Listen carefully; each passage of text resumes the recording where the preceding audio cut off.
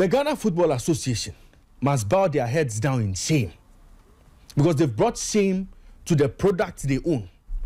They've brought a lot of shame to the product they are supposed to make the shining light when it comes to premier sports or premier football in Ghana.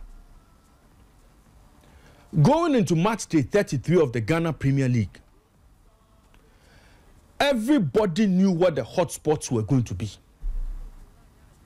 Everybody knew the title was up for grabs. Everybody knew there was a certain relegation battle as well. And some teams were in that relegation dogfight. So if a relegation threatened team was going to play against a team that has the potential of winning the Ghana Premier League, the Ghana Football Association needed to prioritize that game. If there were going to be issues with some matches that we would anticipate that would have implications at the bottom of the league and at the summit of the league, the Ghana Football Association needed to pay attention to some of these matches. We've all known all these years that when it's time for the penultimate game of the season or the final game of the season or the last 4 games of the season, there's always drama. There is always drama. One way or the other, there's some controversy somewhere. One way or the other, there are incidents at various match venues. How proactive has the Ghana Football Association been to make sure some of these incidents that we would foresee, they're able to deal with? All the Ghana Football Association officials were comfortably sleeping at the Clayton in Chiswick, in West London, watching the Black Stars play in the Unity Cup.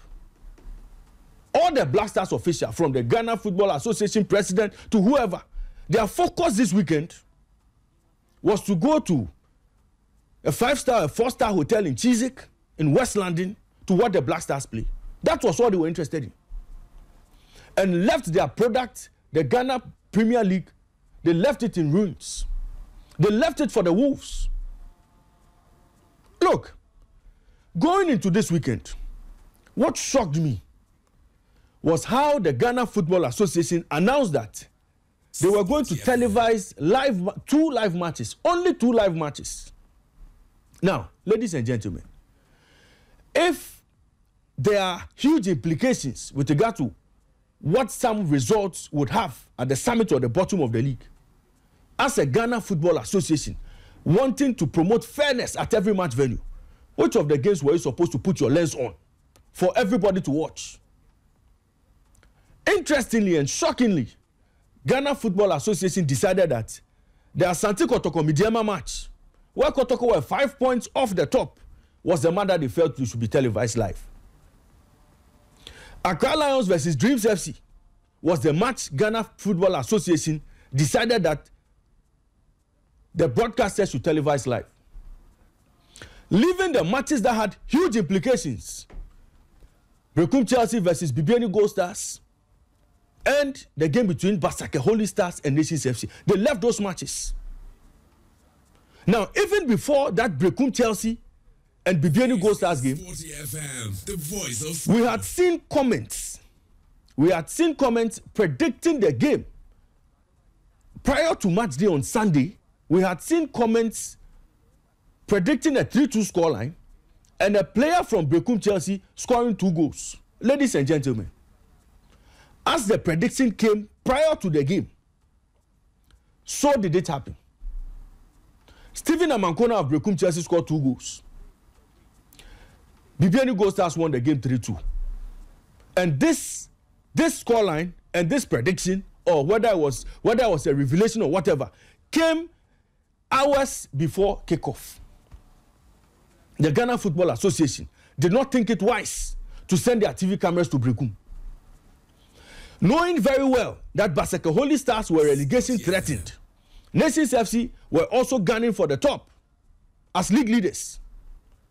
Ghana Football Association did not deem it wise to send cameras to Nzima.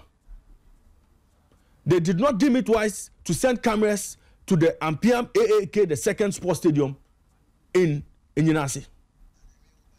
They left the game to be played in whatever fashion they wanted. the result is what we've seen. Nations FC yesterday decided to pull out of the game because they said they had security issues.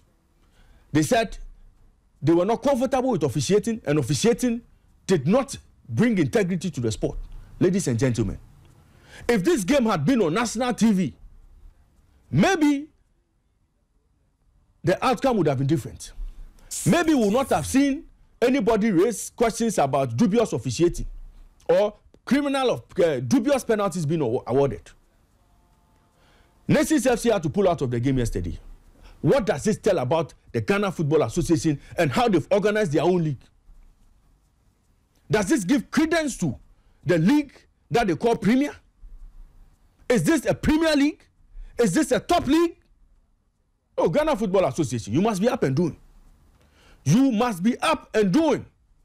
Some of these things shouldn't be happening. Knowing very well, over the years, these incidents have happened back to back, season after season. Nations FC, they said don't play.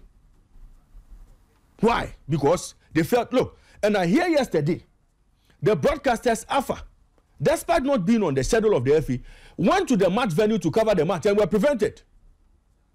Videographers, commentators, media, everybody was prevented from having anything to say about the game from the media point of view at the stadium yesterday. Why should this be happening? Why should this be happening to a premier product, the Ghana Premier League? That officials of clubs are manhandled, prevented from going to match venue. We'll deal with the issues. We'll deal with the loss of the game. And we'll deal with everything the FA has put together as far as league governance is concerned.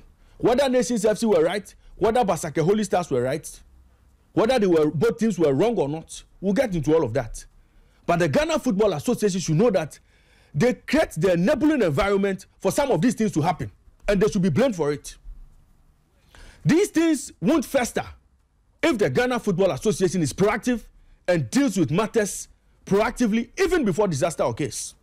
So we'll blame the FA. We'll blame the FA first for all of this. For not making sure the right things were put in place for this game to happen. We'll speak to Nations FC, we'll speak to Basake Holy Stars, we'll speak to all the eyewitnesses around and get into everything that happened yesterday. But Ghana Football Association, shame on you. Shame on you for selling this product you call the Ghana Premier League to Ghanaians. This product. This is 40 FM, the voice of sport.